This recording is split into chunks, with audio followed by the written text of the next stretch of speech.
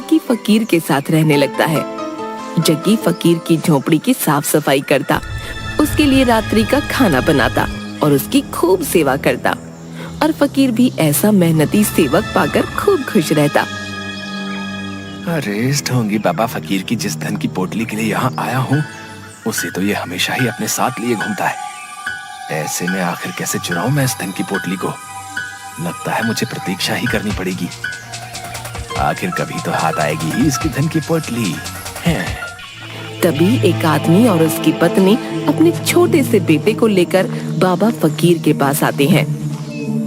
बाबा फकीर, देखिए तो जरा मेरे बेटे को क्या हो गया है। भोजन करते करते अचानक से मूर्छित होकर गिर गया है। देखिए ना बाबा जी, हमने बहुत सुना है आपके बारे में।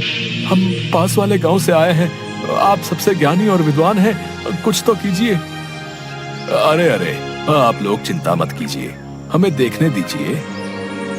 तभी फकीर उसे देखता है और अपनी झोपड़ी में जाता है।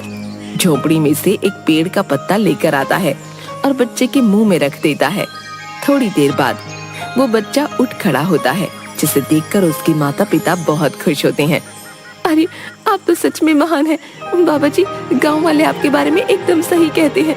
मेरे बच्चे को आपने स्वस्थ कर दिया, आप में महान शक्तियां हैं। बाबा फकीर, आप महान आत्मा हैं। अगर आज हमारे बच्चे को कुछ हो जाता तो हम भी जीवित नहीं रह पाते। आपका बहुत बहुत धन्यवाद बाबा जी। तभी उस आदमी की पत्नी अपने सारे गहने उतार कर फकीर को देती है। ये लीजिए, मेरे बच्चे के प्राण बचाने के लिए मैं आपको ये देना चाहती हूँ। इन्हें स्वीकार कर लीजिए बाबा जी, मैं आपकी सदैव आभारी रहूंगी। फकीर वो गहने देखकर बहुत खुश हो जाता है। अरे वाह वाह, इतने सारे सोने चांदी के गहने, वाह वाह वाह, इतना धन तो मुझे कभी नहीं मिला। हाँ, इन्हें पाकर तो मेरा जीवन आराम से गुजरेगा। अच्छा ठीक है, अगर तुम मुझे अपने बेटे के प्राण बचाने के रूप में देना चाहती हो तो ठीक है, मैं ये अवश्य ही स्वीकार करूंगा। जाओ, ऊपर वाला तुम्हारा भला करेगा। जिसके बाद वो दोनों अपने बच्चे को लेकर वहाँ से चले जाते हैं। अरे इस ठुल्लू बाबा के तो मजे ही आ गए। इतने सारे सोने चांदी के जेवर, वाह वाह, अगर ये जेवर मेरे हाथ आ जाए तो मेरे तो मजे ही आ जाएंगे। अब तुझे जल्दी ही कुछ सोचना होगा रे जग्गी ठग।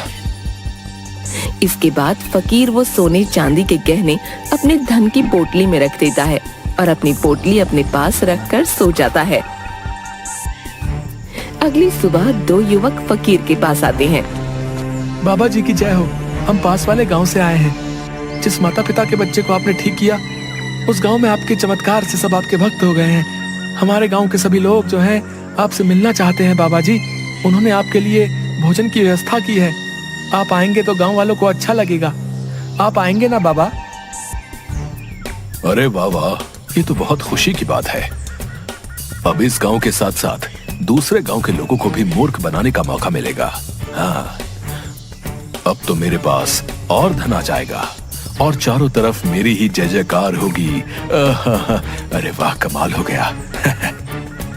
अच्छा अच्छा ठीक है, अगर तुम्हारे गांव वालों की यही इच्छा है तो हम कल सुबह तुम्हारे गांव अवश्य आएंगे। जो आज्ञा बाबा फकीर। अच्छा, अब हम चलते हैं। जिसके बाद वो दोनों वहाँ से चले जाते हैं। अरे बाबा फकीर जी, क्या सच में सुबह पास वाले गांव में जाएंगे आप? लेकिन बाबा फकीर, आप तो कभी अपनी इस मजार से बाहर नहीं जाते हैं। अरे मूर्ख, ये सच है, हम कहीं नहीं जाते। लेकिन पास वाले गांव के लोगों ने हमें बहुत प्यार और आदर के साथ आमंत्रित किया है। ऐसे में हमें ऊपर वाले का आदेश है, हम वहां अवश्य ही जाएं। इसलिए हम कल सुबह ही पास वाले गांव के लिए निकल जाएंगे और तुम भी हमारे साथ ही चलोगे। जग्गी ये बात सुनकर थोड़ा हैरान हो जाता है। क्या आप मुझे भी अपने साथ ले जाना चाहते हैं? जो आपका आदेश बाबा फकीर, मैं आपके साथ अवश्य ही चलूंगा। हाँ। जिसके बाद अगली सुबह फकीर अपनी धन की पोटली अपने साथ लिए जग्गी के साथ पास के गांव जाने के लिए निकल पड़ते हैं। वो जंगल के रास्ते से जा रहे होते हैं। काफी दूर पैदल चलते हुए अचानक से फकीर का पांव एक गड्ढे में फिसल जाता है और वो उस गड्ढे में गिर जाता है। गड्ढे में गिरते ही सारी मिट्टी फकीर के शरीर पर लग जाती है। अरे बाबा फकीर, गड्ढे में गिरने की वजह से आपके पूरे शरीर पर मिट्टी चिपक गई है। अगर ऐसे में लोग आपको देखेंगे तो पहचान नहीं पाएंगे। यहीं पास में ही एक नदी है, आप वहाँ चलकर स्नान कर लीजिए। कितनी बदबू भी आ रही है। नहीं नहीं, मैं स्नान नहीं कर सकता। मेरे पास धन की पोटली है। स्नान करूंगा तो सारा धन नदी के पानी की वजह से व्यर्थ हो जाएगा। नहीं नहीं, मैं ऐसे ही आगे जाऊंगा। अरे बाबा फकीर, आप अपनी स्थिति को तो देखिए। मैं ही आपको नहीं पहचान पा रहा हूँ। कहीं ऐसा ना हो कि पास वाले गांव के सभी लोग आपको देखते ही भयभीत हो जाएं। नहीं नहीं बाबा फकीर, मुझे लगता है आपको स्नान कर ही लेना चाहिए। जग्गी की ऐसी बातें सुनकर फकीर सोच में पड़ जाता है। अच्छा तो ठीक है, अगर तुम चाहते हो कि हम स्नान करें तो हम अवश्य ही स्नान करेंगे। चलो नदी के पास ले चलो हमें। जैसी बाबा जी आपकी आज्ञा। चलिए मेरे साथ। जिसके बाद दोनों एक नदी के पास जाते हैं। ये देखिए बाबा जी, ये रही नदी। कर लीजिए स्नान। अच्छा ठीक है, लेकिन पहले मैं अपनी धन की पोटली को कहीं छुपा देता हूँ। हाँ। इसके बाद फकीर को एक बहुत बड़ा पत्थर दिखता है। हाँ, ये जगह ठीक रहेगी धन की पोटली छिपाने के लिए। वो उस पत्थर के पीछे धन की पोटली छुपा देता हूँ।